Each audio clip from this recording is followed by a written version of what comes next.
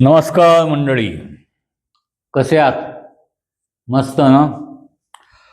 तर आपण पाहताय ज्ञानदादा क्रिएशन यूट्यूब चॅनल. यात आपण भविष्यवेध, राशी अशी कशी या विषयांवर थोड्याफार चर्चा करतो. आत्ता नुकतेच आपले राशीच्या मंडळींनी काय करावं, कुठल्या राशीच्या मंडळींनी काय टाळावं याच्यावरची काही हे झाले. एकंदर भविष्यवेध सुरू केल्यानंतर आत्तापर्यंतचा तुमचा रिस्पॉन्स आणि हे बघता अजून काहीतरी अजून वेगळं जा अजून सांगा हे ते जे तुमचं आलेलं आहे त्यावरनं आम्ही डिस्कस करून असं ठरवलं की थोडंसं वेगळ्या पद्धतीनं अजून थोडं मांडता येईल का नाही ते बघावं. सगळ्यात आधी मी वाचक आहे, चांगला वाचक आहे, भरपूर वाचलेलं आहे आणि त्या वाचनातनं आणि त्यातल्या आलेल्या अनुभवातनं निरीक्षणातनं माझी मतं बोलतो. मी बोललेलं सगळ्या गोष्टी सर्वार्थाने 100% एखाद्या व्यक्तीला लागू होतील अशातला भाग नाही, कारण प्रत्येक राशीला 30 अंश असतात आणि त्या 30 अंशाला 30 विकला असतात. व आपण जनरली चंद्र मध्य धरून जी भारतीय पद्धत आहे भविष्याची त्या ह्याच्याप्रमाणे आत्तापर्यंत बोललो. आत्ता थोडंसं मिक्सचर करायचं चाललेलं आहे. मिश्रण करून काय निघतंय ते बघायचा प्रयत्न चाललेला आहे आमचा. याच्यावर तुम्ही कॉमेंट करताना मला लिहा किंवा किती टक्के जमली किती टक्के नाही जमली, कारण आता आपण पौरात्य आणि पाश्चिमात्य दोन्ही पद्धतींचा अवलंबून करणार. आता पाश्चिमात्य पद्धत म्हणली की आपण जरा विचारात पडतो, पद्धत अशी काही नाही, वेगळं काही नाहीये.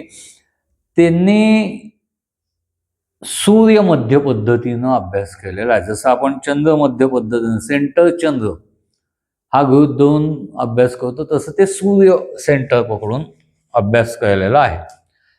साधारणतः आपल्या याच्यात वैविध्य आणि अचूकता जास्त येते असं म्हणतात, तर त्याच्या मागं शोधलेलं मी कारण असं आहे की चंद्र 1 रास 2.25 दिवस फिरतो आणि सूर्य 1 रास 30 दिवस फिरतो.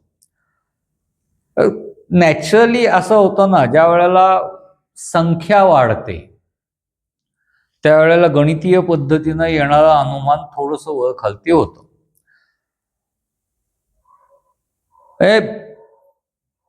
100तले 2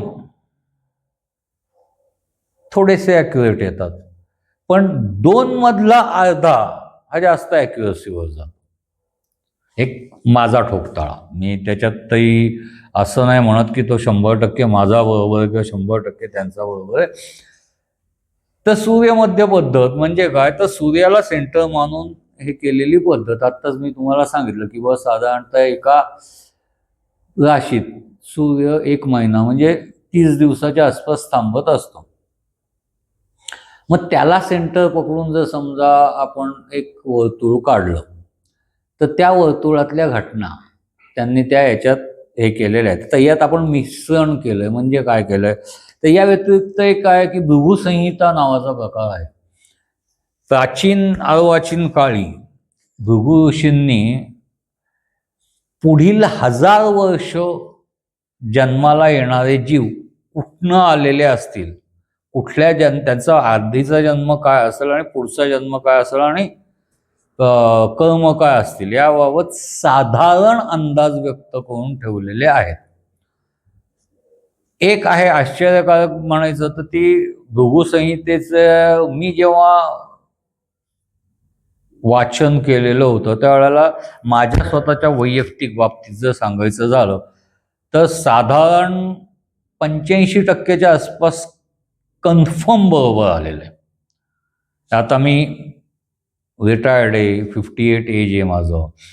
तर ज्या वेळेला मी 58 वर्षाचं हिशोब त्यांनी लिहिलेला नाडी ग्रंथावरचा वाचला, म्हणजे भृगुसंहितेतला वाचला, तर तो 85% जुळला. ह्याच्या व्यतिरिक्त एक थंब संहिता आहे ज्याला आपण नाडी परीक्षा म्हणतो. तो अंगठा द्यायचा, त्या अंगठ्यावरनं ते नाड्याच्या पट्ट्या शोधतात. त्या पट्ट्यांच्या वरनं केलेलं वाचन आणि त्याच्या आता या फील्डचा थोडंसं मला अट्रॅक्शन आहे म्हणा किंवा या फील्डवर जीव आहे म्हणा, त्यामुळे मी अशा काही ना काहीतरी गोष्टी शोधत असतो, त्या शोधून ते वाचण्यात किंवा अभ्यासण्यात मला जास्त आवड आहे. तर त्या नाडी संहितेचं ज्या वेळेला मी हे केलं ते माझं साधारणतः 70 ते 76% कन्फर्म आलं. पण एक झालं, भृगु संहितेत त्यांनी माझी आत्ताच्या असलेल्या पत्नीच्या नावाचाही उल्लेख जो केला होता ना, तो परफेक्ट होता. नाडी संहितेत नव्हता, म्हणजे उल्लेख नव्हता. परफेक्ट नव्हता नाही म्हणते मी, उल्लेख नव्हता.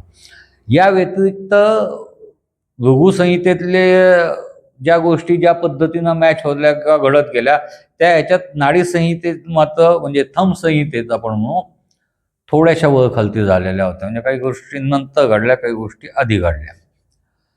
ह्या पद्धती मी तुम्हाला सांगतो, या सगळ्या पद्धतींचं मी वाचन बऱ्यापैकी केलं. हे तुमचं ते लिंडा गुडमन्स ते देखील मी वाचून काढलेले आहे.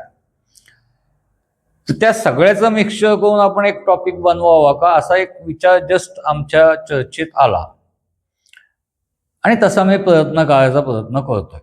म्हणजे सादर करायचा प्रयत्न करतोय म्हणतोय एवढ्याच करता की मला माहिती आहे इथं परफेक्शन जर समजा 70-80% असेल तर याच्यात परफेक्शन 60 ते 65% आहे. तर दोन्ही तिन्हीचा मिक्सचर करून किती परफेक्शन येत आहे आय डोंट नो.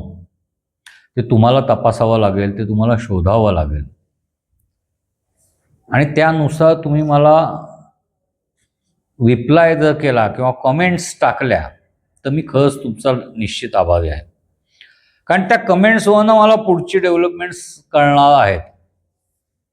हां, एक आहे, आत्तापर्यंत तुम्ही मला खूप प्रेम दिलेलं असल्यामुळं आपण जवळजवळ लाखाच्या घरात पोचलोय व्ह्यूजला.